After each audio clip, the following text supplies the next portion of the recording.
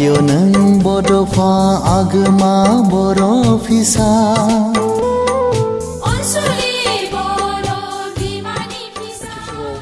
इसोरनाव आरज गाबनाय जाबाय जाहाथे प्रग्रामा राम रामै जोबनानै थाङो बेखौ नुनानै आङो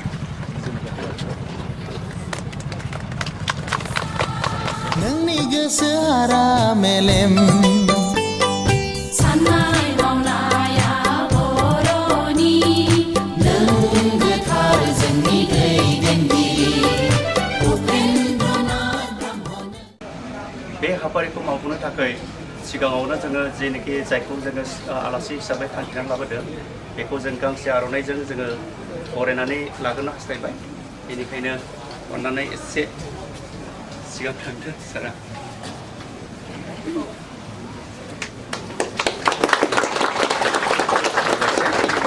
आरो बेखौनो दिनैनि जेनोखि प्रग्राम बेखौ मावफुंनो थाखाय बे बिबानखौ आं सारनो गथायनाय जाबाय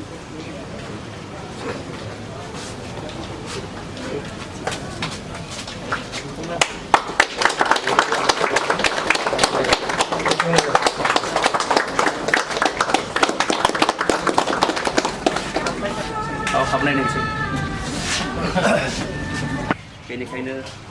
एसे आगोलाव थांनो थाखाय खावलायनाय जाबाय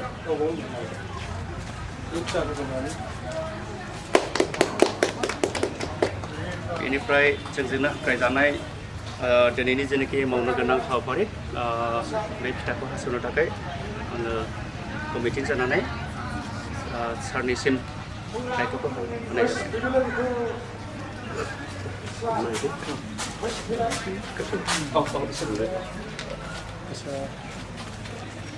दिनैनिफ्राय जागायजेननानै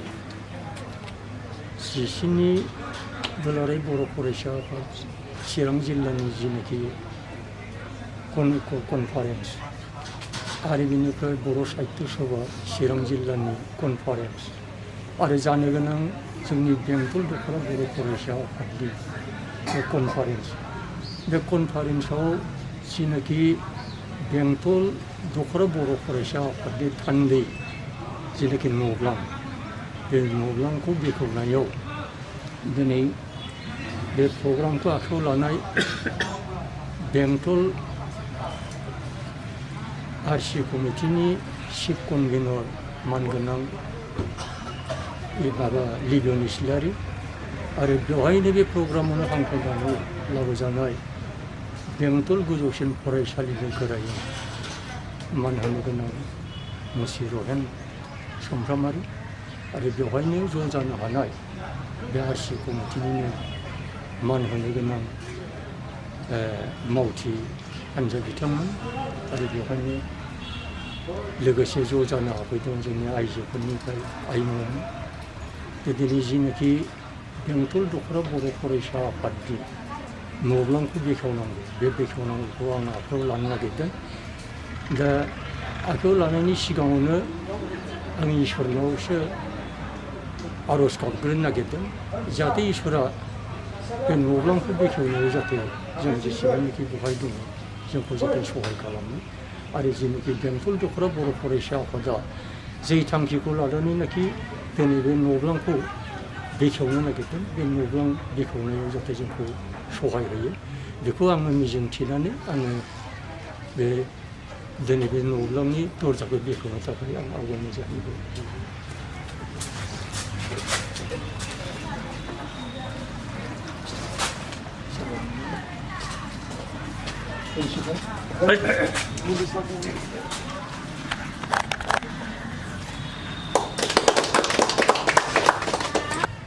दसेनि सिगाङावहाय जोङो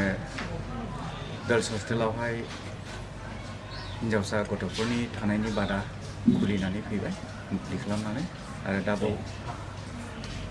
हौवासा गथ'फोर थानो थाखाय जे रुंसारि बा मुंख्लं नेप्लास बसुमतारी बिथांनि मुङावहाय जि बादाखौहाय बेखेवनो आखायाव लाबाय बे बेखेवनो आंनो खाबु होनाय बिथांमोनखौ आरसि कमिटिखौ आं हामबाय होनदों गिबियावनो आरो आसा खालामदों सानथामनि जे हाबाफारि लानानैहाय बर' साहित्य सभा आनसलिक आबसु आरो डिस्ट्रिक्ट आबसुनि जि हाबाफारिफोर बियो गमामायैनो मोजाङैनो जाफुंलांथोंसै बेखौ आसा खालामबाय आरो मोजाङैनो बे बादावहाय थानानै गासै मावग्रा हौवासा गथ'फ्राबो मावफुंनो हाथोंसै बेखौ मिजिंथिनानै दिनैनि बे बादाखौ बेयावहायनो मुखुलि खालामनायजों खामानिखौ मावनो थाखाय आवगायनाय जाबाय। आं थेमसिखौ लाबोदों।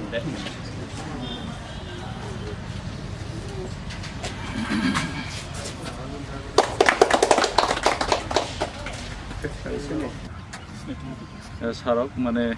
प्रथमते आर'नाइयारि आदरनि जनाय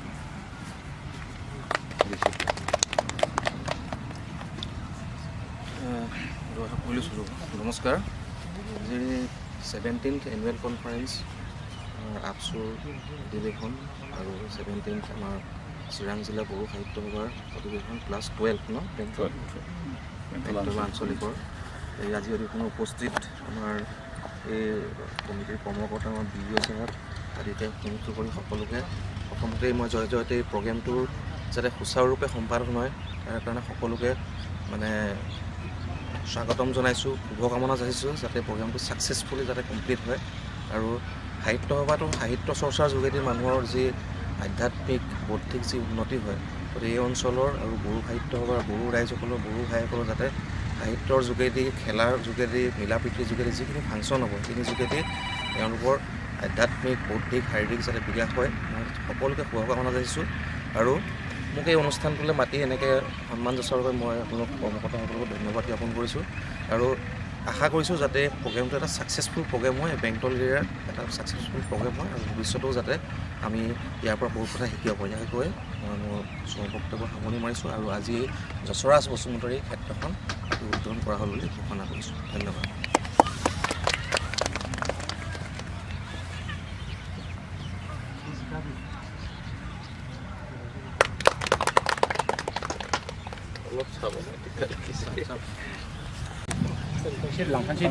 दुलाराय बर' फरायसा आफाद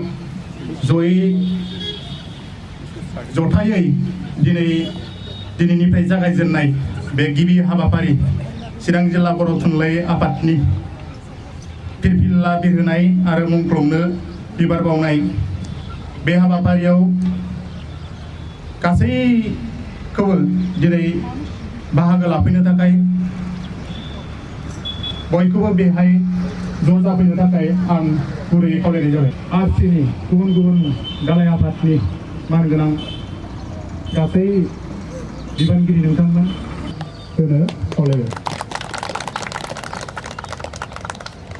साबायखर थाबाय।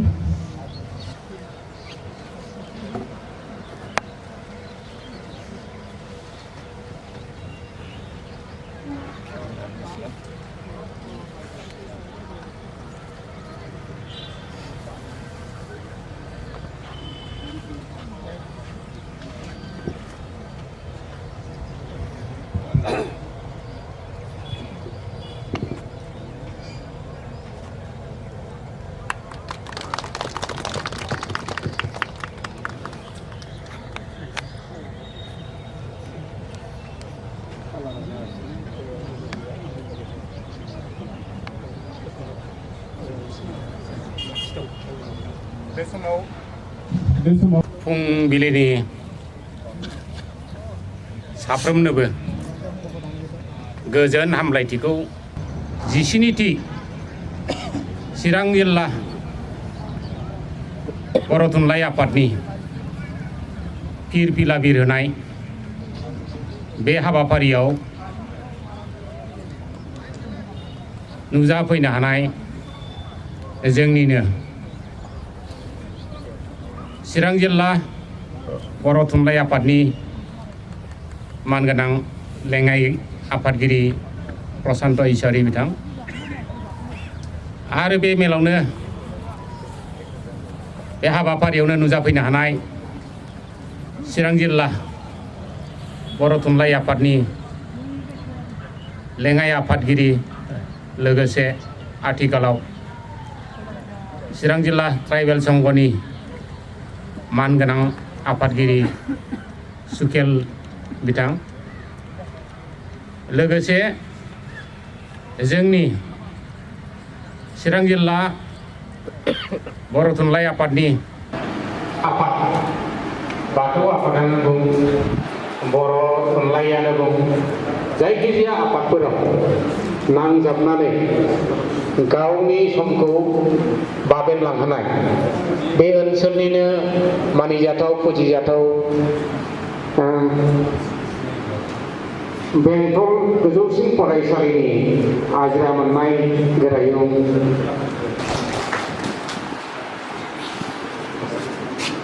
सारनिसिम साबायखर थाबाय बे प्रानेश्वर बसुमतारी बिथांखौ गावनि सिनायथिखौ होनो आरो जोंनि आर'नाइजों बरायनायखौ नाजावनो थाखाय आं गुरैयै खावलायदों।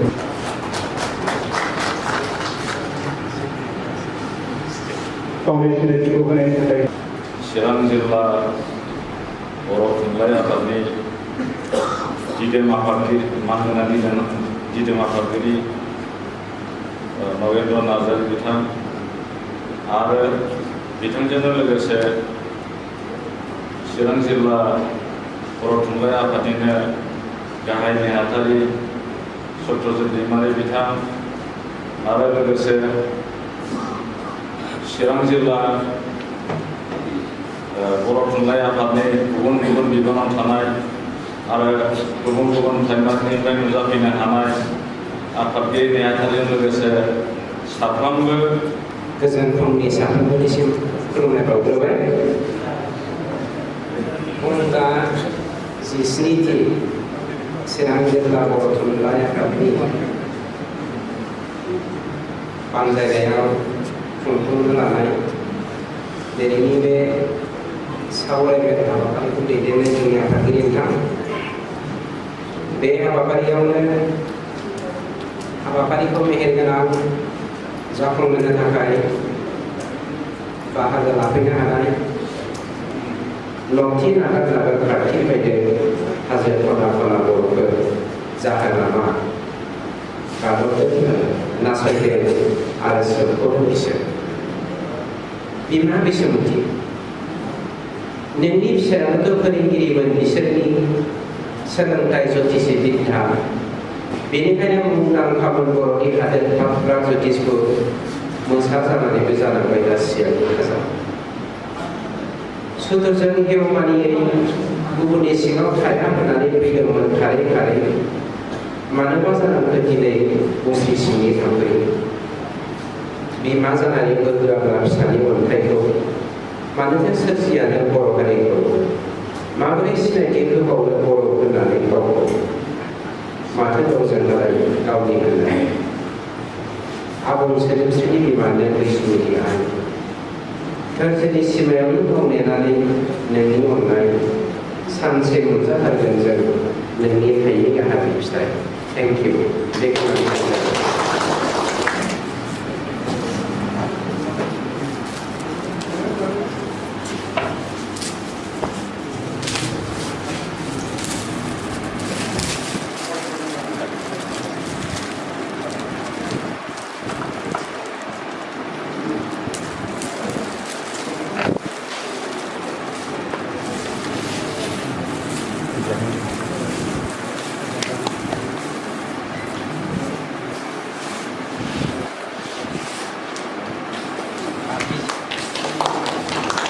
बिजाबनि मुङा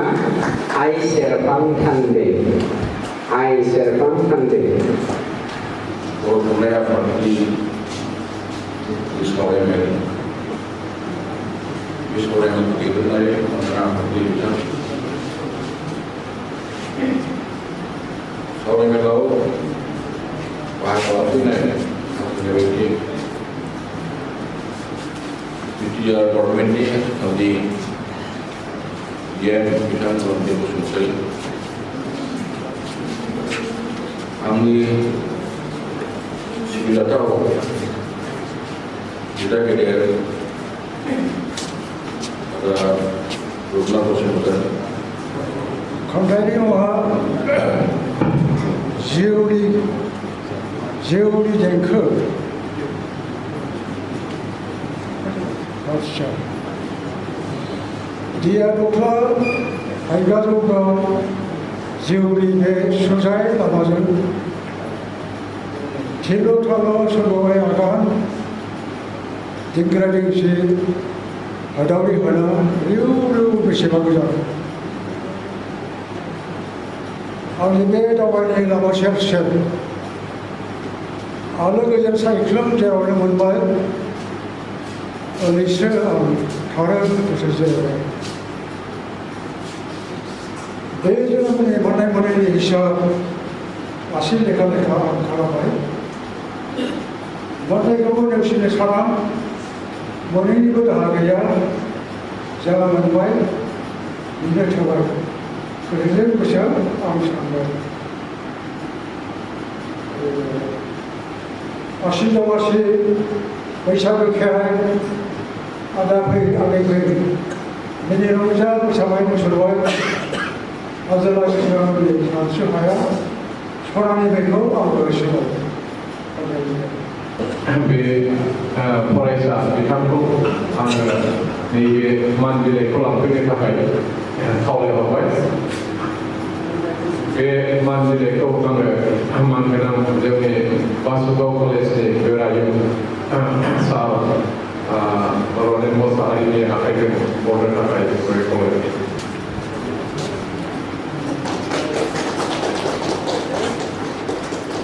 साबायखर थाबाय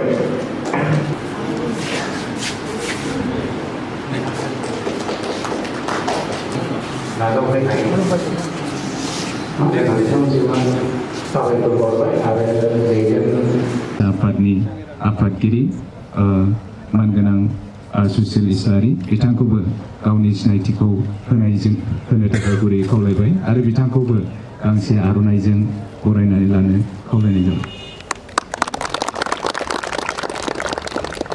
अनलायनाय सहायनाय गियानजों दावगानो हाथों आफा अबंगसा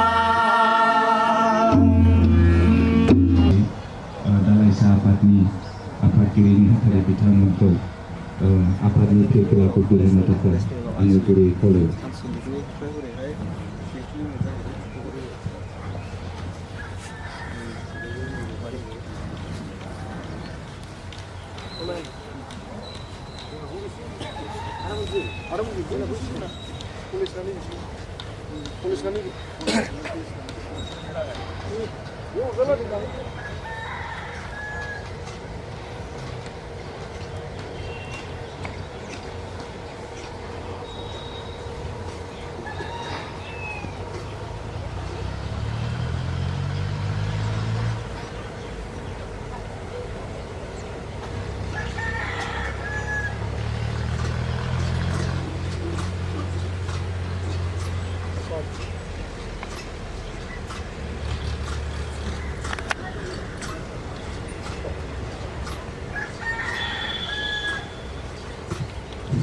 जोङो सेलेब्रेट खालामगोन।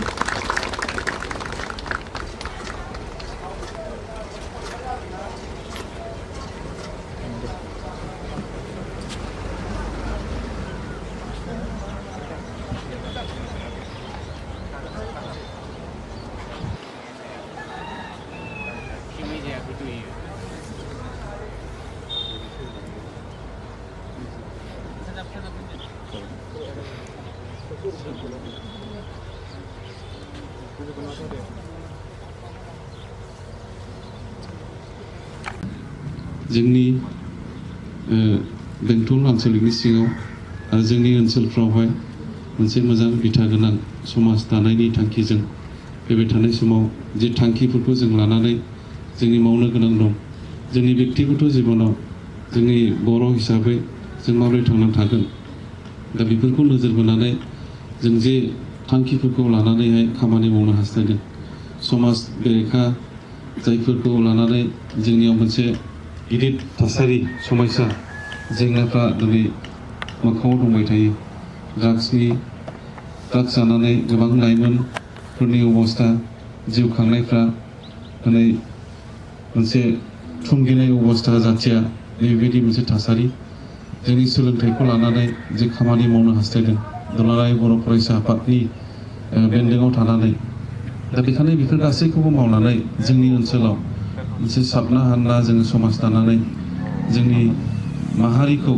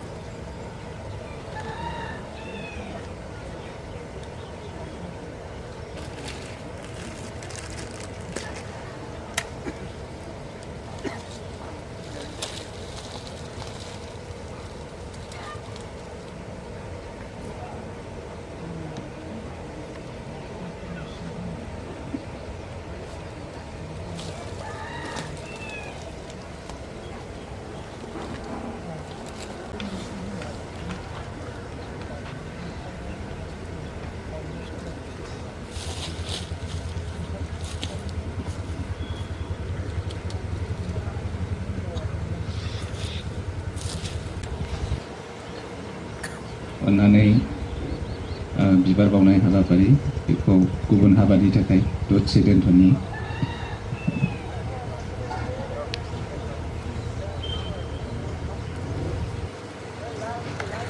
मोनसे समाव गोग्लैसोनो लाबायमोन गोमानो लाबायमोन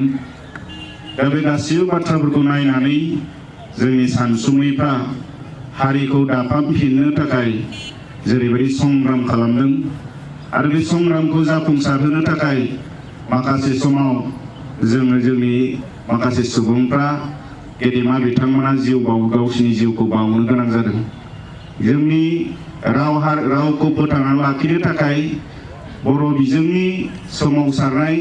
मिडियामनि सोमावसारनाय जोंनाव जादों जों बेयावबो जोङो माखासे सुबुंफ्रा जिउ बावनो गोनां जादों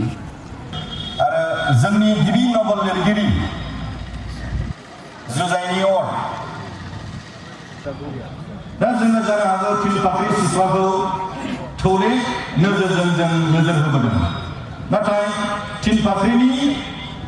लाइफ जार्निखौ जों नायोब्ला जों मिथिनो मोनो थिनफाख्रिया सासे मुंदांखा सिख्लामोन बिथाङा ब्रिटिश अफिसियेलफोरजों खामानि मावबोनाय सासे सुबुंमोन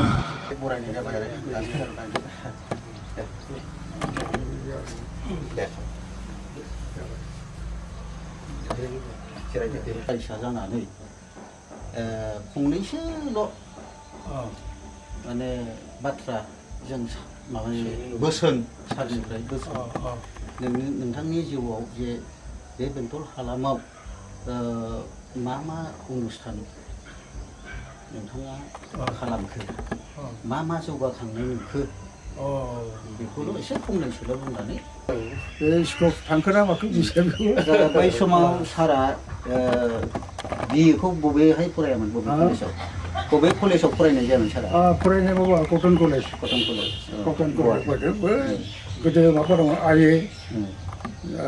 पिइउआथ' उनावसो जादों पिइउनि उनाव सिगाङाव आइएनि मोनसे कर्स दंमोन इन्टारमिडियेट आर्टस आइए बिनि उनाव बिए कटनावनो एखे राहे आइएआव बोसोरनै बिएआव बोसोरनै एखे राहे 4 बोसोरब्रै फरायदों गुवाहाटियाव थानो बाबाय आरो गामियाव फैनो लुबैबाय ओरैनो सारा मोनबेसे लाइसि दिहुननो हाखो लाइसि माने आं निजे दिहुनाखै माने लाइसिफ्राव आं दहाय बुंनाया सिफुङाव सोमदोन कसारि आंनि जिबननि फार्स्ट खन्थाइ बेखौ आं फोसावबायबो माबाखौ आरो दाथ' सोलियो आरो सिफुङाव सोलिदों आरो दा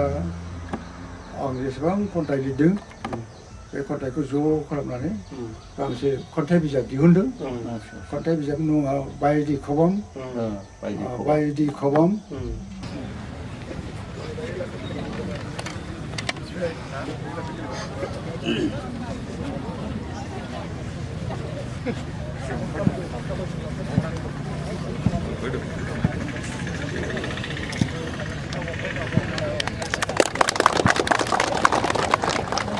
बल नांगोन ना बलबो नांगोन ना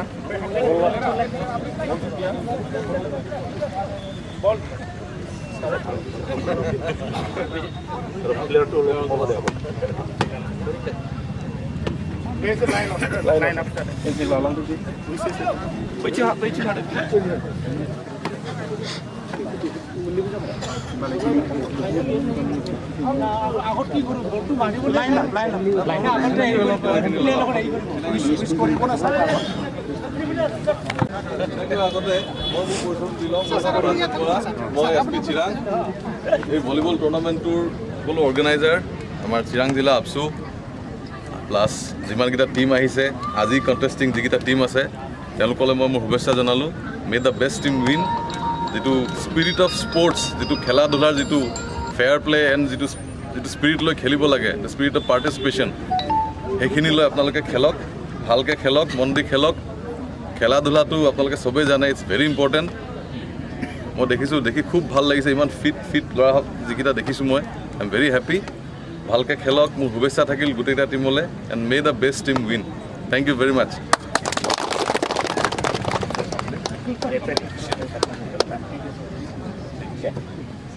অল দ্য বেষ্ট ভাই ভালকৈ খেলিব হে ভালকৈ খেলিব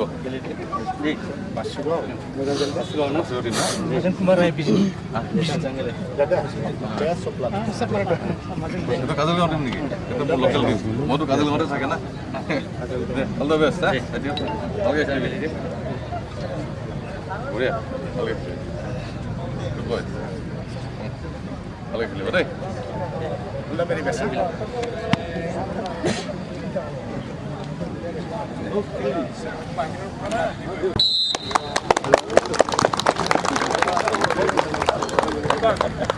আজি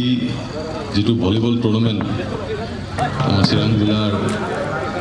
আঞ্চলিক আপচু ইউনিটে যিটো অৰ্গেনাইজ কৰিছে তাত আহি এই টুৰ্ণামেণ্টটো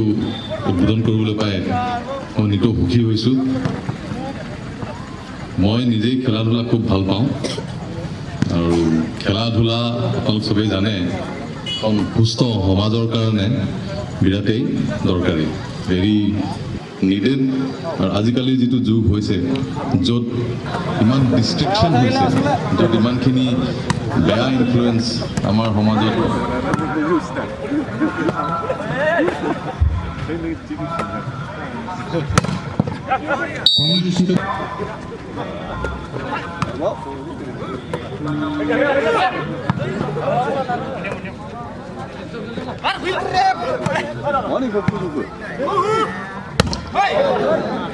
लोगोसे साहित्य सभा जों लोब्बा लाखिनानै बे कनफारेन्सआव दिनै काबादि बादायलायनाय खौ दैदेनलांनाय बा बिबान मोनलांनाय बिथांमोन आरो बेयाव नुजाफैनाय चिरां डिस्ट्रिक्टनि आफादगिरि नेहाथारि आरो जों बेहाय नुजाफैनाय बा लिंहरजानाय आलासि बिथांमोन लोगोसे आगोलनि एक्स एनबिनि भाइस प्रेसिडेन्ट बिथां आरो बेयाव लिंहरजानाय गोबां आलासिफोर आरो गेलेगिरि बिथांमोन आरो बे कनफारेन्सआव डेलिगेट हिसाबै नुजाफैनाय नोंथांमोन गासैनोबो गिबियावनो आं बोसोर गोदाननि गिबि बेस्ट उइसेस हरनाय थाबाय दिनै बे बाहागो लानांगौमोन बेबायदि बाहागो लानायनि मोनसे खाबु समबो मोनबोआखैमोन दा सुक्ति जानाय लोगो लोगो जोंनि गेजेराव मोनसे गोजोन बारहावा बारनायजों लोगोसे साबायखर थाबाय बे समाव जोंनि बेखेवगिरि आलासि बिथां आरो नुजानो होनाय गासैबो दैदेनगिरि बिथांमोना फिथाखौ हानानै जोंनि काबादिनि ग्राउन्डखौ बेखेवना होबाय आङो काबादि गेलेगिरिफोरखौबो कर्टआव हाबनो थाखाय खावलायदों जोंनि आलासि बिथाङा हामलायनाय जासिगोन मोन्नैबो हान्जानि काबादि गेलेगिरि बिथांमोनखौ कर्टआव हाबनो थाखाय खावलायदों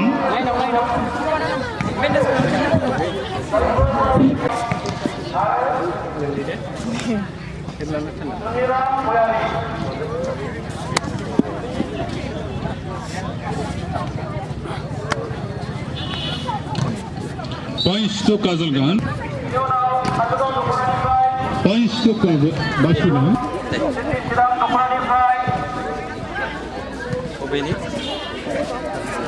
Points to Kazakhstan. 3/2.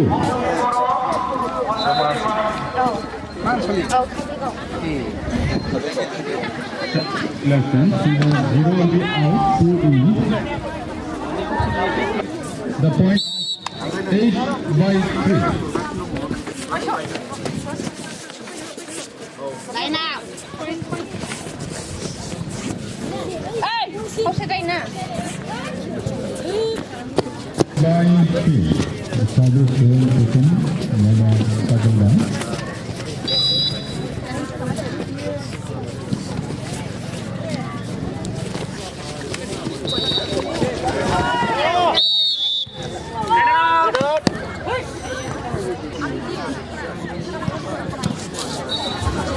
Points to Bashkiran. 4/10.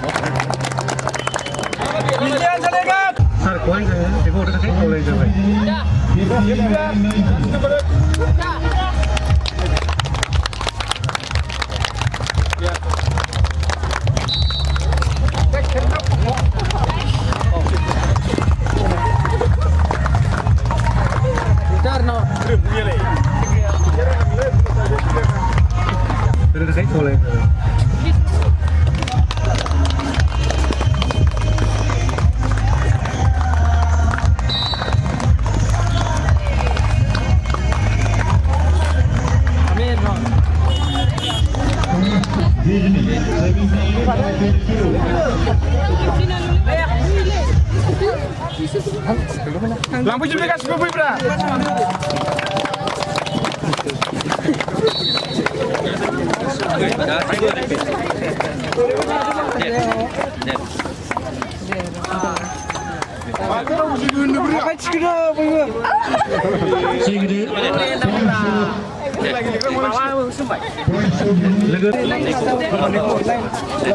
Lain tha. Đã sẽ happy bên bra, phải hu lên một rồi.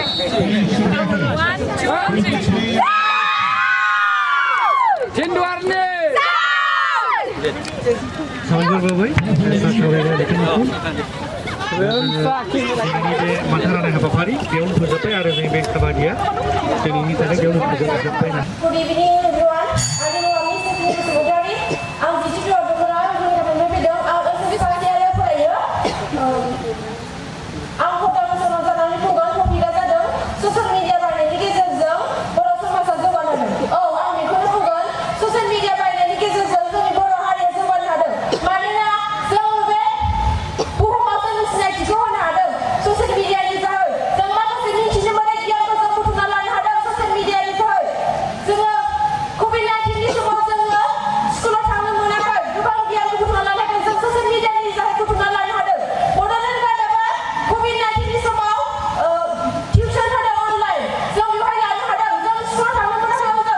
अननायजों बानजाय आफाद आरो चिरां जिल्ला एफसिनिफ्राय बरायना लानो थाखाय खावलायबाय।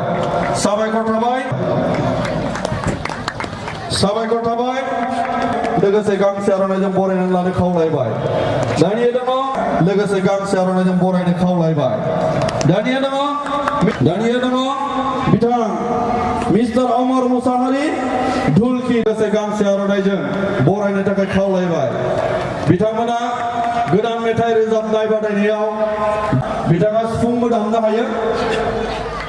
गासैबो आगजुखौ बिथाङा दामनो हायो, खामखौबो हायो। बिथाङानो जाबाय मुक्ता बसुमतारी।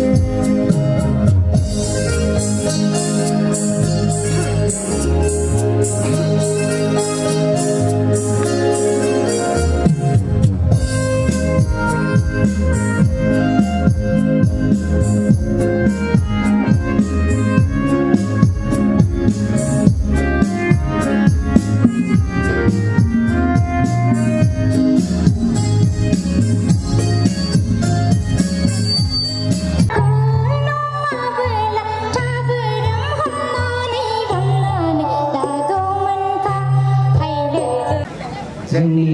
फरायसा आफादनि मानाव गिदिर गाहाय नेहाथारि नोंथां, हाबाफारियाव बाहागो लानो हानाय जोंनि 31 नं सिडनीनि एबा सिडनी दियाबनि देरहासार जानानै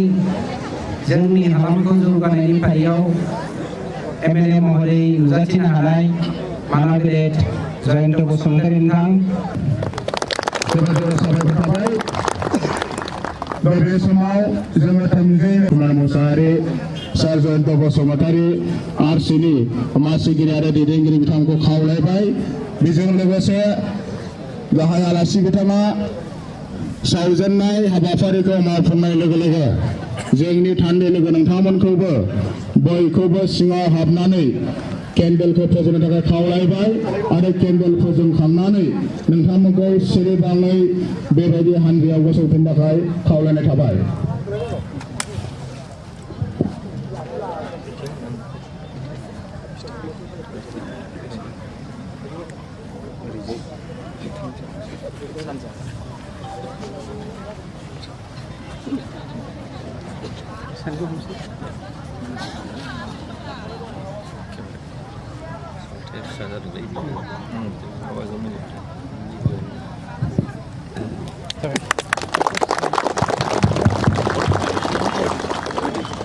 थान्दै लोगो नोंथांमोनखौबो गेजेराव हाबनानै बयखौबो गंफा गंफा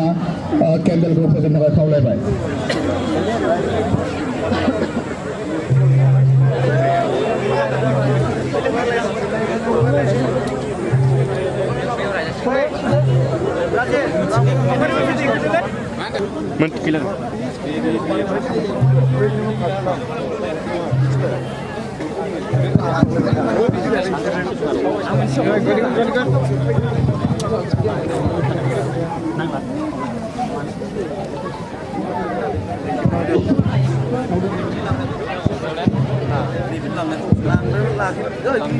केन्डेलखौ बयबो गंफा गंफा सावनो हागोन आरो सावखांनाय थान्दै लोगो नोंथांमोनखौ गावनि सारियाव जाहाथे गसंनानै थाफैजोबो आरो सावनो गोनां बिथांमोना जाहाथे सिङाव हाबनानै गाव गावबा सावनांगौ सावो। सिरियाव गसंफिननो थाखाय खावलायबाय।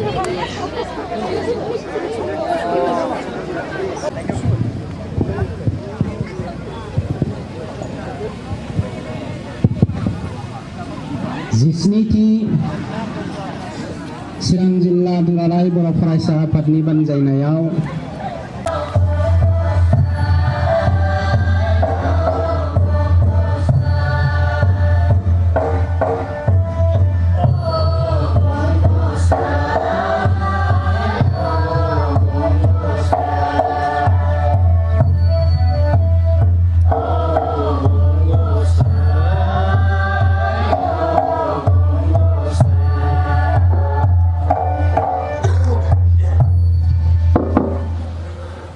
जोबोर साबायखर थाबाय दुलाराय बर' फरायसा आफादगिरि केनेडी बसुमतारी आदा आरो बिथांनि गासैबो बानजाय आफादनि दैदेनगिरि मानगोनां बिथांमोन बाहागो लानो हानाय चिरां जिल्ला दुलाराय बर' फरायसा आफादनि लोगो आफादगिरि बोसोनगिरिजों लोगोसे गासैबो दैदेनगिरि नोंथांमोन बाहागो लानो हानाय थान्दै महरै मानसिनि दख'रा एबसुनि आफादगिरि नेहाथारजों लोगोसे गासैबो एबसुनि दैदेनगिरि थान्दै लोगो नोंथांमोन फरायसालिमानिफ्राय बाहागो लाफैनो हानाय गासैबो फरायसा लोगो थान्दै लोगो नोंथांमोन बेंटल ओनसोलनि सिबिजाथाव रायजो राजा नोंथांमोन फोरोंगिरि मानगोनां नोंथांमोन फरायसा लोगो नोंथांमोन दिनैनि बे फुंबिलि समनि हाबाफारिनि गेजेरजों गिबियावनो बयनिसिमबो आंनि फारसेनिफ्राय खुलुमनाय सिबिनायजों लोगोसे गाहाम हामलायनायखौ बावहरनाय जाबाय आरो नोंथांमोनखौ दिनैनि हाबाफारियाव बयखौबो गोसो गोरबोजों जोङो बरायनानै लाबाय आरो हाबाफारियाव थिखानाय बायदियै दिनैनि फुंबिलि समनि जि दुलाराय बर' फरायसा आफादनि फिरफिलाखौ उरायहोनाय हाबाफारि बे हाबाफारिखौ जोङो मावफुंनो सिगांबाय बेनिखायनो गिबियाव फिरफिला उरायनाय हाबाफारिखौ मावफुंनो थिखाजानाय बा दुलाराय बर' फरायसा आफादनि संबिजिर बायदियै जोंनि मांगोना आफादगिरि बिथां राजु कुमार मुसाहारि बिथाङा दैदेनगोन मावफुंगोन बेनिखायनो बिथांखौ बे चिरां जिल्ला दुलाराय बर' फरायसा आफादनि मांगोना आफादगिरि बिथां राजु कुमार मुसाहारि बिथांखौ मदद होनो थाखाय जिल्ला आफादनिनो लोगो आफादगिरि बिथां सोरांसार बसुमतारीखौ आं खावलायबाय आरो गासैबो लोगोसे दख'रा आफादनि आफादगिरि नेहाथारि बिथांमोनखौबो फिरफिला उरायनाय हाबाफारियाव बाहागो लानो थाखाय खावलायबाय। बर'नि गोदान जांख्रिथाय 21 मुगानि बुहुम समाजजों समानै आगान सुरफानो आरोबाव गोदान मोनसे जांख्रिथाय बे जांख्रिथाया नङा बियो राजखान्थि मोनथायनि बे जांख्रिथाया नङा बियो सुबुंनि बेरेखा बे जांख्रिथाया नङा बियो खुंथायनि बेरेखा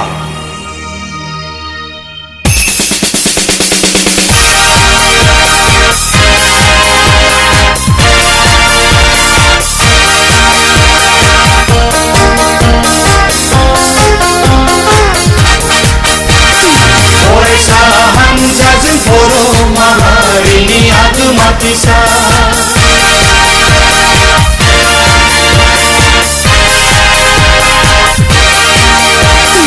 फरायसा हान्जाजों बर' माहारिनि आगोमा फिसा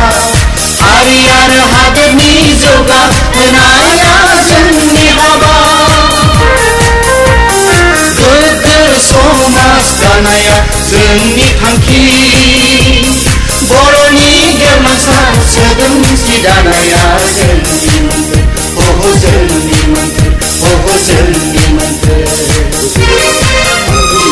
फरायसा हान्जाजों बर' माहारिनि जाथियाव हारियाव दिनैसिम नैबे अबस्थासिम जोङो दिनै फैनो हादों मोनफानि उनाव मोनफा स्टेपनि उनाव स्टेप जोङो नैबे थासारिसिम जों दिनै जोङो मोनफैनो हादों बेखायनो आङो खावलायगोन दिनै दुलाराय बर' फरायसा आफादाव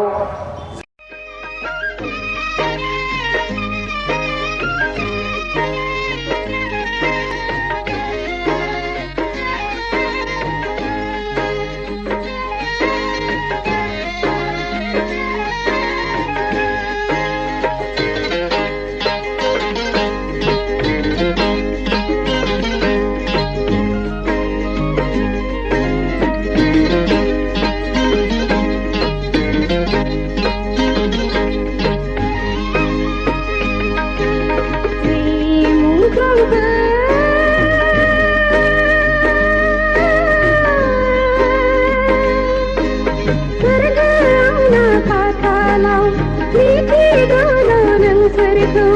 पुलिसनि गुलियाव जिउ गोमानांबाय मिथिगौल' नोंसोरखौ सुथुरनि आखायाव जिउ गोमानांबाय गोसोआव बेसेबांबा दाहा जालांबाय मुंख्लंफोर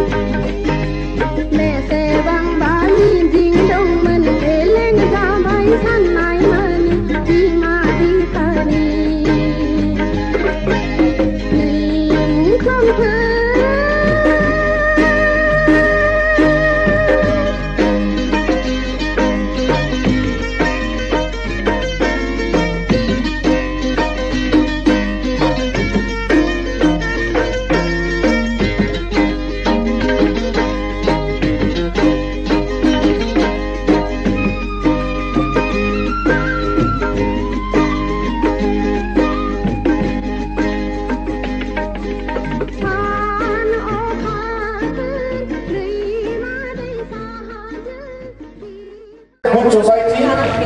productivity, economic activities has to continue because जोंनो नांथारगोन आबाद थिलियाव आबाद मावनायनि खोथाखौ एग्जाम्पल हिसाबै बुंदों एग्रिकालचार इन्जिनियारिंनि खोथा बुंदों बिनि अनगायैबो गोबां एग्जाम्पल होनानै मेडामा दिस इज द practical reality of today's world जे जोंनि जेनेरेशना मोनसे एग्जाम्पल आं होनसै जोङो बेयाव लोगोफोर दं माखासे जोंजों समान समान जोंनि गेदेरबो दं जोंनि उन्दैबो दं नाथाय जों जेला ग्रेजुवेट जाबाय जों सोरबा मास्टार डिग्री जाबाय जों सोरबा पिएइचडि खालामबाय पिएइचडि खालामहैनायनि उनाव बारा आन्दाया बे नंगौ नाथाय दाबो जोंनि समाव ग्रेजुएशन हायर सेकेन्डारि एबा मास्टार डिग्रीनि उनाव गोबां रोंगौसाफ्रा ओरैबायदि मोनसे सोंलु बेरखाङो जे आं मा खामानि मावगोन दाना मा खामानि मावगोन आं साख्रिखौल' हमाखै any kind of work what work I will do how I will achieve that work आं माबोरै मोननो हागोन माबोरै मावगोन so these two questions are prominent questions everybody प्रश्न बियो सारनि आखाइजों बरायनो सिगांदों प्लिज सार सारनि फैनाया खावलायबाय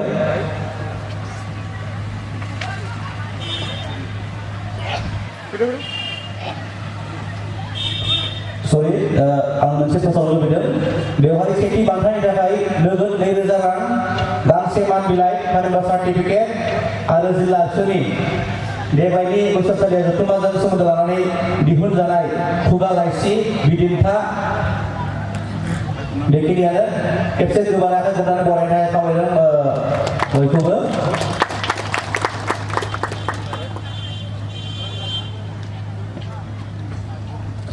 बिथाङानो निहिमिया नार्जारि बेंटल दख'रानिफ्राय बिथाङा नैथि बान्थायाव नोगोद 1000 रां गांसे मान बिलाइ जिल्ला आबसुनि गांसे माउथपिस खेबसे गोबां आखाइ खबना बरायनाय खावलायदों सरि फर्दा मासुलि जानानै बुंदोंमोन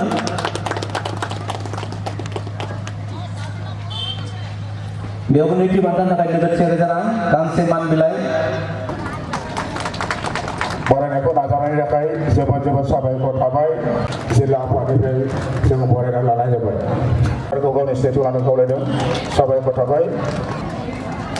जोबोद जोबोद साबायखर थाबाय आरो हाबाफारियावनो बाहागो लानो हादों मावथिया बिबानगिरिया जोंनि दख'रा दालाय जोंनि जिल्ला आफाद जोंनि आइ आफा रायजो राजाखौ बुहुमाव हारि हिसाबै थांना थानांगौनि थाखाय बुहुमाव जोङो गावनि आथिङाव गसंनानै गावनि राव हारिमु गावनि थुनलाइ गावनि दामनाय देनाय मोसानाय मुसुरनाय आबाद मावनाय जानाय लोंनाय गासै बिथिंखौ रांखान्थियानो जा समाज बेबस्थायानो जा धोरोम सिबिनायावनो जा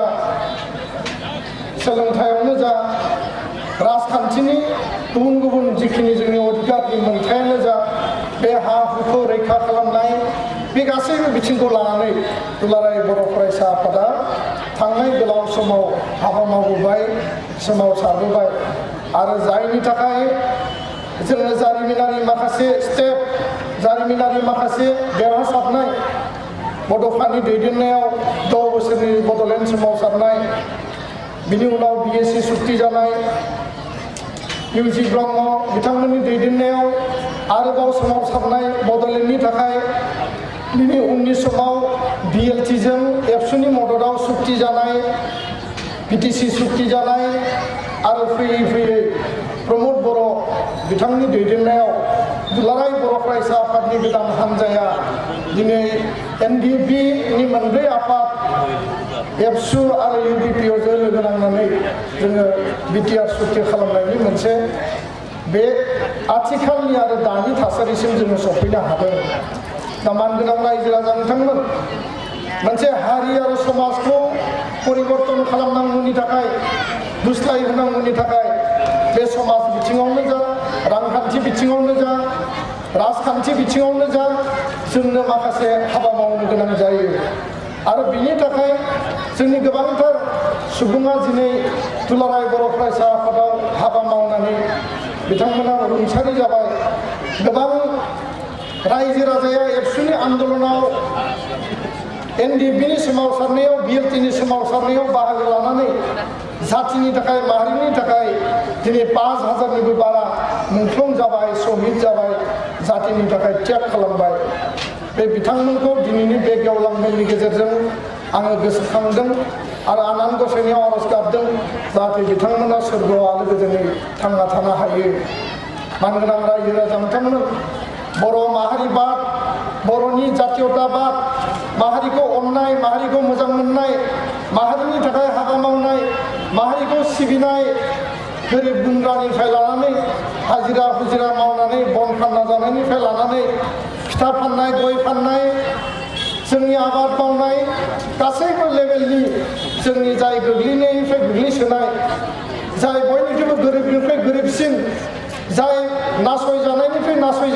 थासारियाव दङ जायफोरनि अबस्थाया मोजां नङा मोजाङै लेखा फरायनो मोनाखै मोजाङै जानो थानो सुबिदा मोनाखै गोजां बोथोर गोलोम बोथोराव गाननाय जोमनाय दिनै गोजां बोथोर सम फैदों बे समाव थांना थानायनि जुजिनाय स्कुल कलेजाव फरायनो थाखाय एडमिशन लानो थाखाय थाखा फैसानि जे आंखाल जानाय जोङो एडमिशनानो जा बिजाब बायनायानो जा गोबां जेंनायाव जोंनि हारिया दाबो गोग्लैसोनानै दङ जों बेसेबांबा गिदिर आन्दलन खालामबाय सोमावसारबाय भारत सरकारखौ आसाम सरकारखौ जों सोमावहोबाय सरकारखौ गंग्लाय होनानै जोंनि जिखिनि दाबि दङमोन बे दाबिखौ 100% 100% जोङो मोनाखैब्लाबो बड'फाया बुंनानै गालांनाय बर' हारिखौ गेरेमसा हारि दानायनि जि मोन्थोर जि सिमां बे लामाजों आगान सुरनानै जोङो मोनथाम सुक्ति मोनबाय जोङो थेलेबलेब मोनसे सासन बेबस्थाबो मोनबाय बे बिटिआर बिटिसि जि मोनसे काउन्सिल 10थि फारिलाइ भारत संबिधाननि कन्स्टिटिउसनेल जि मोनसे सेफगार्ड रैखा कवचनि गेजेरजों जौगानायनि थाखाय मोनसे प्रशासन जों मोनबाय बिटिआरनि 6 सिडुलनि बायजोआव बर'फ्रा कार्बि आंलं डिमा हासावनि 6 सिडुलाव रायजो जायो आरो बिनि बायजोआव बर' कसारि काउन्सिल बर'फोरनि थाखाय मोनसे आरो काउन्सिल मोनबाय आथिखालाव बर'फोरा आसाम रायजोआव रायजो जानायजों लोगोसे बिटिआर काउन्सिल 10थि फारिलाइ कार्बि आंलं डिमा हासाव काउन्सिल बेबो 10थि फारिलाइ आरो बर' कसारि काउन्सिल मोनथाम काउन्सिलाव आसाम रायजोनि सिङाव आसाम स्टेटनि सिङाव जों रायजो जानानै जिउ खुंनानै दङ दा बेबायदि थासारियाव जोङो गावनि हारिखौ जौगाहोनायनि थाखाय माहारिनि थाखाय सेवा खालामनानै जोंनि मावथिफोरा दिनै हाबा मावगासिनो दङ जोंनि बिबानगिरि दैदेनगिरिफ्रा 24 घन्टा 12 मास 365 दिन बर' हारिनि थांनाय थैनाय बर' हारिया बहाबा नासयजादोंनो बर' हारिया बहाबा थगायजादोंनो मोजां बिजाब फरायनो लेखा फरायनो सुबिदा मोनाखै स्कलारशिप मोनाखैनो जोंनि फरायसा फरायसुलिया मेडिकेल इन्जिनियारिंआव एडमिशन मोननांगौ गिदिर गिदिर जिखिनि फसंथानफोराव फरायनायनि जिखिनि खाबु मोननांगौ बे बिथिङाथ' मोनसे थाबाय जोंनि हा हुवा रैखाथि मोननांगोन जोंनि ओनसोलाव गुबुन हारिनि नाख्रेबनाय गुबुन हारिनि गाग्लोबनाय गुबुन हारिया जोंनि हा हुखौ सेनानै लानाय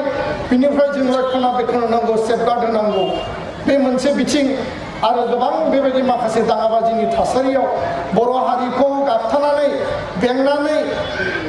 अखा नांसि नङा होमबा सान्दुं नांसि गासैबो बिथिङाव बर' हारिखौ जोङो सेवा खालामनायनि जि मोनसे बिखायाव जोङो गोसो गोथारै बजबनानै लादों जोंनि गोसो सिङाव बर' हारि सिबिनायनि थाखाय मोनसे जातीयताबादि जि सेन्टिमेन्टखौ जोङो सोनानै दिनै हाबा मावदों बे हाबानि गेजेरजोंनो बर' माहारिखौ बिश्व दरबाराव प्रतिष्ठा खालामनायजों लोगोसे सोरबा बेंगलि माहारि सोरबा माराठी सोरबा माने नोङो तामिल सोरबा नोङो पान्जाबिफोरा दिनै जेरैबायदि गोजौ मासियाव थांदों गुजरातिफोरा जेरैबायदि गुजरात मडेलनि बाथ्रा बुंदों बे माखासे सान्थौ सानस्रिखौ लानानै जोङो बर' हारिखौ जौगानायनि रिसार्च खालाम संदानै दानै बिजाब फरायनायाव आबाद मावनायाव फालांगि मावनायाव साख्रि बाख्रि मावनायाव जोंनि स्टेटासा मानदान्दाया बेसेबां जादों गुन गोनां सोलोंथाइखौ जों बेसेबां लानो हादों बे गासैखौबो बिजिरनानै बिजिरै राव थुनलाइनि फारसेबो बर' हारिनि सोलोंथाइनि फारसेबो बर'नि राव बर' बिजों बर'नि स्कुल बे गासैखौबो लानानै जोङो नायबिजिरै हाबाफारि रनसायनानै जों हाबा मावबोदों मा जाबावदों गुरुदेव कालीचरण ब्रह्मआ जोनोम मोनबाय गुरुदेव कालीचरण ब्रह्मआ देरबाय बिथाङा नोजोर होबाय बर'नि समाजखौ जौ बेदरजों गफबबाय बिनि सोलायनाय लाबोनांसिगौ ब्रह्म धोरोम फोसावनानै ब्रह्म धोरोमनि गेजेरजों जौ अमा गारहोनानै गोदान मोनसे समाज फैनांगौ होननानै दुलाराय बर' हारिखौ बिथाङा मोनसे समाव खावलायलांबाय बेयो बिथांनि बर' हारि दानायनि बर' हारिखौ फोसाबनायनि मोनसे जांख्रिखांनाय मोनसे रिभलिउसन बिनि उनाव बर' थुनलाइ आफादा बुंबाय जों सोलोंगोन बिमानि राव जों फरायगोन बर' थुनलाइ सोरजिबाय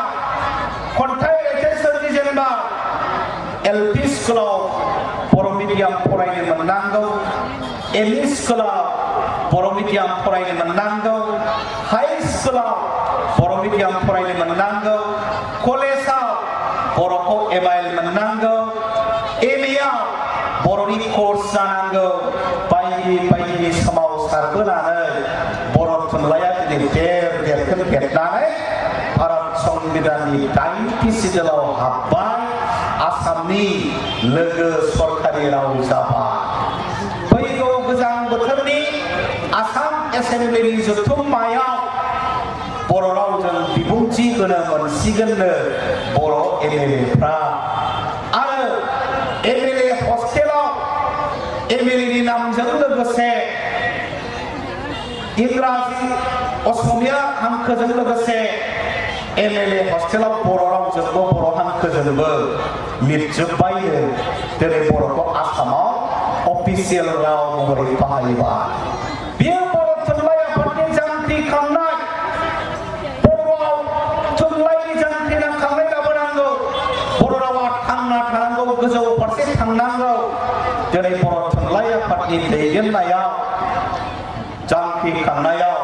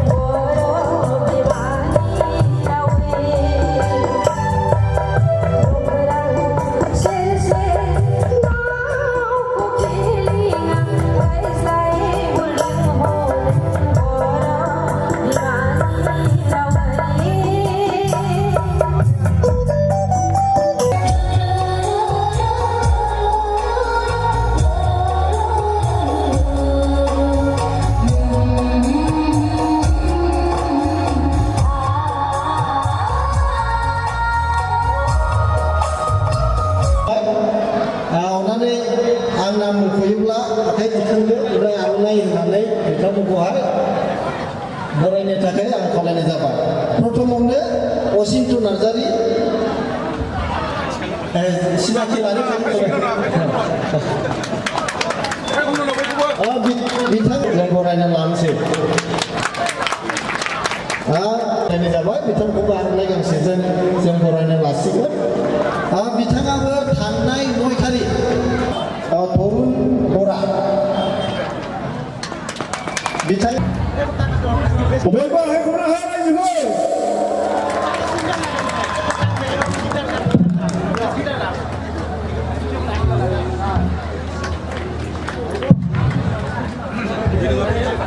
जोबोद गोजोननाय